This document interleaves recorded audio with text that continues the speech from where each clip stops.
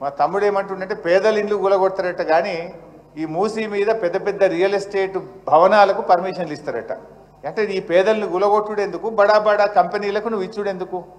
అంటే పేదల ప్రాణాలు తీసి నువ్వు కంపెనీలు కడతావా, నువ్వు రియల్ ఎస్టేట్ వ్యాపారం చేస్తావా? This is all not correct. So డెఫినెట్గా మీకు 3 విషయాలు మేము మీకు హామీ ఇస్తా ఉన్నాం. మా లీగల్ సెల్ ఇప్పుడు నేను మైక్ ఇస్తాను, కళ్యాణ్ గారు ఫోన్ నెంబర్ చెప్తారు, ఇక్కడ ఉంటారు. రౌండ్ ద క్లాక్ 24 గంటలు న్యాయవాదుల బృందం తెలంగాణ భవన్లో ఉంటుంది. మీకు ఎందుకంటే ఒక్కొక్కరిగా మీరు వెళ్ళి కేసులు వేయాలంటే వేయలేరు, మీకు అనుభవం తక్కువ ఉంటుంది. తప్పకుండా న్యాయపరంగా హైకోర్టు నుంచి రక్షణ కల్పించడానికి మా న్యాయవాదుల బృందం మీకు పూర్తిగా సహకరిస్తుంది.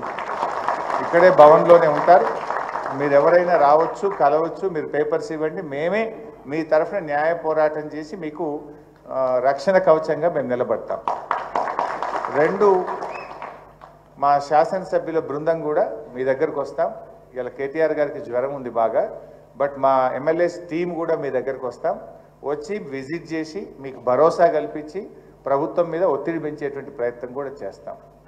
3వది, ప్రభుత్వం కూడా ఇలాంటి నిర్ణయం కొన్ని వేలు, 1 ఇల్లు 2 ఇల్లు కాదు, వాళ్ళకు 10-12 వేలని బయలుదేరినారు కానీ 20-25 వేల ఇండ్లు ఉంటాయి అంటున్నారు.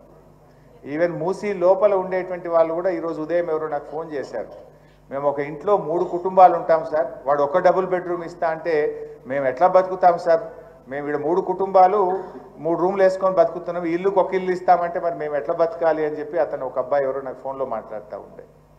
ఇంకోటి ఏంటంటే డబుల్ బెడ్రూమ్ ఎక్కడో నువ్వు ఊరవతలు ఇస్తావు, నీ పిల్లలు ఇక్కడ చదువుతూ ఉంటారు, నీ ఉద్యోగం అక్కడెక్కడో పక్కనే పని చేసుకుంటూ ఉంటారు. అఫ్కోర్స్ మీరేమో మిడిల్ క్లాస్ ఉన్నట్టున్నారు, బట్ పేదవాళ్ళు కొంతమంది ఆ మూసీలో ఉండేవాళ్ళు ఆ దగ్గర ఇళ్లలో పని చేసుకుంటుంటారు, ఆటో నడుపుతుంటారు, రిక్షా దొక్కుతుంటారు, హమాలీ పని చేస్తుంటారు, లేదా అక్కడ ఏదో చిన్న చిన్న షాపుల్లో, వెల్డింగ్ షాపుల్లో ఇంకెక్కడో పని చేస్తుంటారు. నువ్వు ఎక్కడో 30 కిలోమీటర్ల దూరంలో డబుల్ బెడ్రూమ్ ఇస్తే అక్కడి నుంచి ఇక్కడ రావడం ఎలా, బతకడం ఎలా, ఆ పిల్లలు ఎక్కడ చదువుకోవాలి?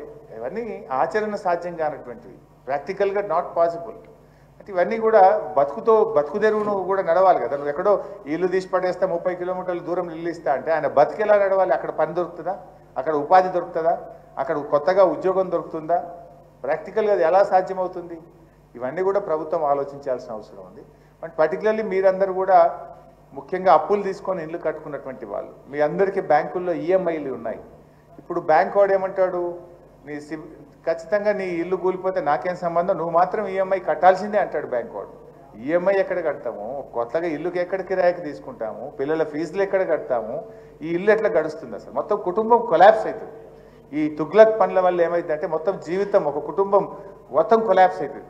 జీవితం అనేది ఒక కళ, ప్రతి మనిషి కూడా తన జీవిత లక్ష్యంలో ఎన్నో కళలు కానీ ఒక్కొక్క రూపాయి ఖర్చు పెట్టి కాపాడుకొని కష్టపడి తన జీవితాన్ని నిర్మించుకుంటారు.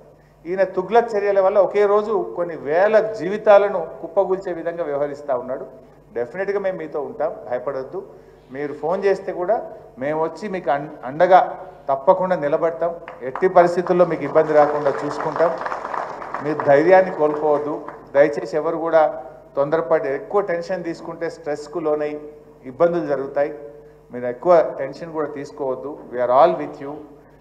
ఇది మీ ఇల్లు అనుకోండి, మీ ఫ్యామిలీ అనుకోండి, ఎప్పుడైనా మా తలుపులు తెరిచే ఉంటాయి. Any time you can come here, our legal cell will be there and మా టీం కూడా ఉంటుంది. తొందరలోనే మేము మీ అందరం కూడా మీ దగ్గరకు వచ్చి మీ ప్రాంతాన్ని అంతా కూడా చూసి ప్రభుత్వం దృష్టికి తీసుకువెళ్ళి ఈ బఫర్ జోన్లో ఉన్నటువంటి వాళ్ళను ఇబ్బంది పెట్టకుండా తప్పకుండా మా వంతు పూర్తి సహకారాన్ని మీకు అందిస్తాం.